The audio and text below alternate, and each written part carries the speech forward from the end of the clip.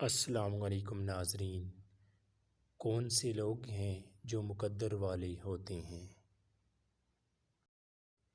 معزز ناظرین کرام، ایک دن حضرت علی رضی اللہ عنہ محفل سے جائے بیٹھے تھے تو ایک شخص عرض کرنے لگا، یا علی شیر خدا، میں نے بہت دنیا دیکھی ہے، امیر بھی دیکھے، غریب بھی دیکھے، خوش بھی دیکھے، ناخوش بھی دیکھے، لیکن مجھے پتہ نہ چلا کہ زیادہ مقدر والا کون ہے۔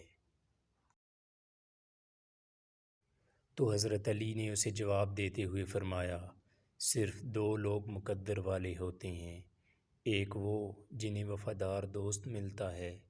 وفادار دوست بھی انسان کے لیے اللہ تعالیٰ کی طرف سے ایک نعمت ہوتی ہے۔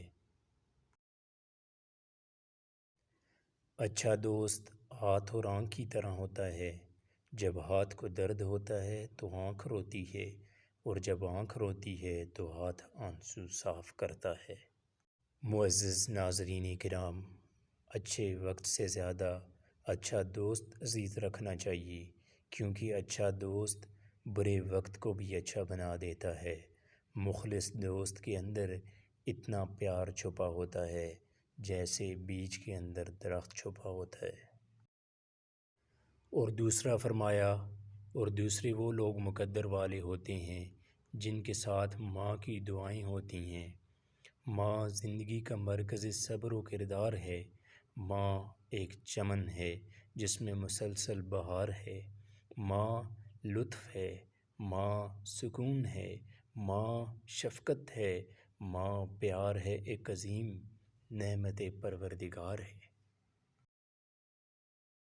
معزز ناظرین کرام، بھوک کی حالت ہو اور ایک روٹی کے 4 ٹکڑے ہوں، کھانے والے 5 ہوں، تب بھی ایک انسان وہ ہوتا ہے جو کہتا ہے کہ مجھے بھوک نہیں ہے، وہ ہے ماں۔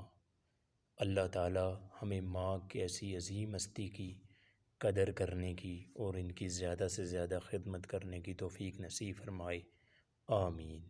جزاکم اللہ خیراً، احسن الجزا۔